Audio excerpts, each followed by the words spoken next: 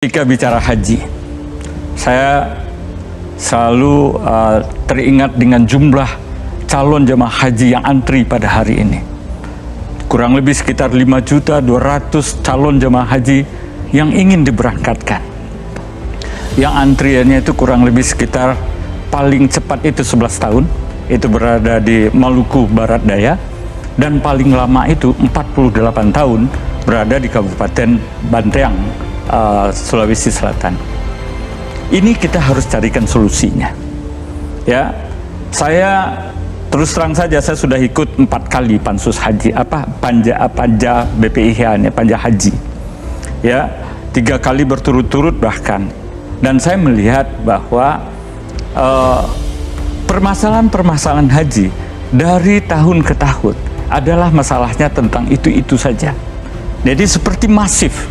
Jadi perlu suatu gebrakan, suatu inovasi untuk menyelesaikan permasalahan ini. Ketua Umum Pengurus Besar Nahdlatul Ulama, Yahya Khalil Stakuf, atau biasa disebut Yahya, menyoroti langkah DPR yang membentuk panitia khusus haji. Gus Yahya membela Menteri Agama Yakut Khalil Qaumas. Yahya juga curiga pansus haji yang diinisiasi Wakil Ketua DPR yang juga Ketua Umum PKB Muhaimin Iskandar didorong karena urusan pribadi saja. Yahya mengatakan yang bermasalah dengan Muhaimin adalah dirinya, namun yang diserang Muhaimin justru Yakut yang merupakan adiknya. Yahya mengatakan jangan-jangan yang ia incar adalah PBNU, ketua umumnya, kebetulan dirinya, menterinya adalah adiknya, lalu diincar karena masalah alasan pribadi. Yahya mengaku sempat bingung dengan pembentukan pansus haji, sebab sejauh ini pelaksanaan ibadah haji 2024 berjalan dengan baik. Ia mencurigai ini masalah pribadi. Jika tidak percaya pelaksanaan haji berjalan dengan baik, ia mempersilahkan DPR melakukan survei kepada jemaah. Menurutnya para jemaah akan lebih objektif dalam menilai pelaksanaan haji 2024. Karena itu, Yahya akan berusaha membela Yakut dari serangan pansus haji, sebab Yakut tidak melakukan kesalahan. Yahya merasa pansus dibentuk semata-mata karena Muhaimin marah dengan PBNU. Bahkan sebagaimana kita ketahui, ada permasalahan baru yang muncul yang sebelum-sebelumnya tidak ada. Dan ini sangat mengenai serius. permasalahan kuota haji yang betul-betul menurut hemat saya sangat-sangat merugikan haji reguler. Jadi kalau di disebut Indonesia tidak relevan oleh Bang Mustoli? Kalau saya betul-betul sangat relevan. Ya, bagaimana kita harus memecahkan masalah pembagian kuota haji yang menurut hemat saya sungguh-sungguh sangat merugikan kepada haji reguler. Kita juga harus memecahkan perekrutan jemaah haji. Perekrutan jemaah haji itu sudah jelas ada siskohat, ya. Tetapi kita temukan di tahun 2023 ada calon jemaah haji yang tiba-tiba baru mendaftar bisa berangkat haji, ya. Di tahun 2024 kita belum cek karena belum ada evaluasi haji. Ini perlu perbaikan. Terus yang ketiga mengenai tadi disampaikan oleh Komisi Haji mengenai transportasi ke Arab Saudi yang sampai 20 jam lebih itu terjadi. Walaupun itu misalnya adalah kewenangan dari Garuda, tetapi ini kan merupakan satu bagian mengenai pemberangkatan ibadah haji. Jadi Mendengar hal ini, anak buah Gus Muhaimin di DPR, Marwan Pasopang, angkat bicara. Ia menganggap Yahya terlalu heboh dalam menyikapi pansus haji. Ia pun menyindir masalah haji bukan ranah PBNU, melainkan Kementerian Agama. Ia mengklaim pansus haji dibentuk untuk memperjuangkan keadilan bagi jemaah reguler. Ia menyebut mayoritas jemaah reguler menunggu pelaksanaan haji selama puluhan tahun. Namun kebijakan yang dibuat Kemenak atas pemanfaatan kuota haji tambahan dari Arab Saudi tidak memprioritaskan hal tersebut. Ia juga mengklaim pembagian kuota tambahan itu sudah ditetapkan oleh DPR dan pemerintah. Namun Kemenak mengubah penggunaan kuota itu dengan membagi rata untuk jemaah haji reguler dan jemaah haji khusus. Haji ini ada dasarnya. Menurut Undang-Undang Nomor 8 2019, setiap pelaksanaan haji dasarnya itu diawali dari rapat dengan panja DPR, panja pemerintah. Hasil dari panja ini oleh menteri mengusulkan ke presiden. Keluarlah Kepres. Berdasarkan Kepres ini, maka inilah landasan pelaksanaan ibadah haji. Yang tahun 2024 ini, menteri tidak berpegang terhadap hasil panja, tidak juga berpegang terhadap keputusan presiden. Jadi ada aturan yang dilanggar maksudnya?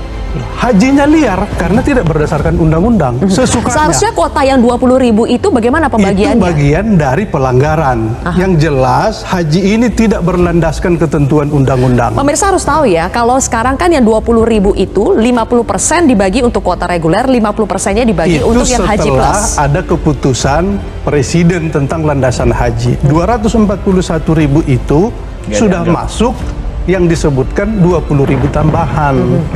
Nah, dia membuat keputusan sendiri. Inilah yang perlu dievaluasi. Tidak cukup pengawasan Dia ini haji. yang membuat keputusan sendiri itu siapa? Menak? Menak loh. Sementara Yakut memastikan tidak gentar dengan pansus haji. Jika ada panggilan untuk rapat, ia akan datang dan menjawab segala hal yang dipermasalahkan pansus haji. Yakut memastikan pihaknya menerima semua kritikan terkait pelaksanaan haji 2024. Jumlah kuota haji khusus atau haji plus ini adalah 27.000 lebih. Sementara kuota totalnya itu adalah 241.000. Ya. Jadi kalau misalnya kita kali 8% kali 241.000, harusnya dapatnya 19.280. Oh, lebih berarti itu. Ini 27.680. Artinya lebih dari 8%. Oke. Artinya penambahan kuota untuk haji plus ini pelanggaran undang-undang. Dengan adanya penambahan kuota yang tentunya sangat gurih nih kan. Ini ada hengki-pengkinya guys ini. Beredar informasi bahwa setiap anggota atau pimpinan di DPR itu mempunyai slot kuota haji plus. Ada juga informasi dari sekitar itu tadi yang kuota itu satu orang yang berhasil diterbangkan ke Arab Saudi itu mendapatkan jatah 1.000 sampai 2.000 US dollar. Yang terkait dengan adanya unsur permainan pada kuota ya, haji reguler ke haji plus. Jadi kita akhirnya ya kita surprise karena kita pikir ini semata-mata karena soal mungkin ego sektoral Kemenak lah yang menafsir undang-undang secara sepihak. Itu berbeda gitu, dan tapi menurut kami itu jelas pelanggaran, tapi ternyata juga ada hal lain yang lebih serius dari sekedar pengalihan kuota, yaitu adanya indikasi korupsi. Nah, tentu ini akan menjadi salah satu bahan yang akan kita dalami dan kita selidikin. Panitia khusus angket haji bakal memanggil Kementerian Agama secepatnya. Pemanggilan itu terkait dengan dugaan jual beli kuota tambahan haji. Memang rumor terkait praktek jual beli kuota haji semakin santer diberitakan. Namun hal tersebut perlu diklarifikasi. Jika memang terbukti, maka DPR tidak akan ragu untuk menindaklanjuti kerjasama dengan pihak berwajib. Pansus akan memanggil Badan Pengelola Keuangan Haji, Kementerian Kesehatan, dan stakeholder dari unsur pemerintah yang terlibat dalam penyelenggaraan haji serta unsur masyarakat. Itu sudah ada dalam undang-undang Undang-Undang Nomor 8 2019 memberikan kepada kita sebuah guidance bahwa ada haji reguler, ada haji khusus, dan itu sudah presentasi yang jelas. Maka ketika ada tambahan 20.000 kuota yang seharusnya diberikan kepada haji reguler yang sudah nunggu begitu lama, kita melihat ada indikasi pengalihan itu kepada haji khusus, dan ini yang akan menjadi catatan bagi kami. Bagaimana mungkin prinsip-prinsip atau asas penyelenggaraan haji seperti yang ada dalam pasal 2-nya tentang transparansi, akuntabilitas, dan juga nilai-nilai yang harus ada koordinasi dengan DPR RI, ternyata itu tidak dilakukan, sehingga ketika penyelenggara haji dalam konteks ini adalah Kementerian Agama mengalihkan kuota itu ke haji khusus tanpa ada informasi dan lain sebagainya, ini yang menjadi pertanyaan bagi kita, ada apa? Pansus Haji memastikan pihaknya akan menyelidiki dugaan yang menjurus tindak pidana korupsi dalam penyelenggaraan haji.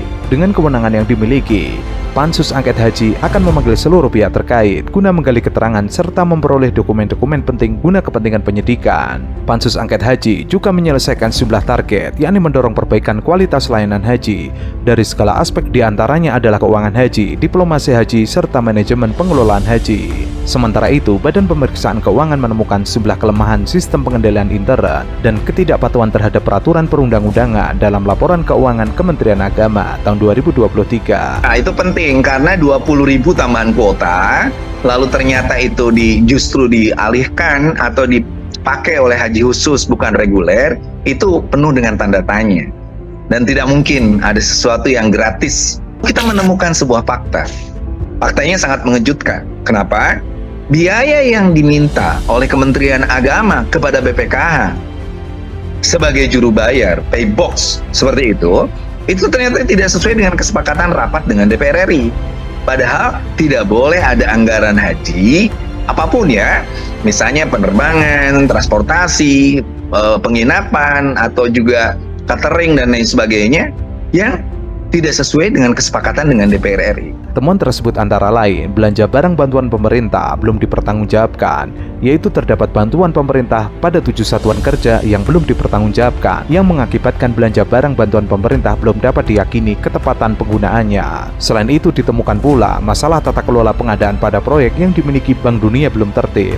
Hal tersebut mengakibatkan pihak Bank Dunia tidak memiliki informasi dalam melakukan pengawasan secara komprehensif atas pelaksanaan kontrak maupun perubahan term of reference dan kontrak yang dilakukan oleh Kemenak. Kemenak diharapkan meningkatkan pengendalian dan melakukan langkah-langkah perbaikan sistematis agar rekomendasi BPK atas berbagai temuan yang ada segera ditindaklanjuti dan memastikan permasalahan itu tidak terulang kembali di masa yang akan datang. Penggunaan visa hak haji reguler tidak sepenuhnya diberikan kepada yang ngantri tahunan, tetapi diberikan kepada haji khusus dengan biaya yang mahal. Sebenarnya kebijakan yang merugikan jemaah haji yang sudah mengantri puluhan tahun. Tapi kan ada pembelaan katanya itu terjadi tiap tahun. Ya. Justru tiap tahun itu harus dilakukan tindakan-tindakan khusus melalui panitia khusus ini supaya tidak terulang dan terulang lagi. Pansus Haji akan segera mengundang pemerintah yakni Menteri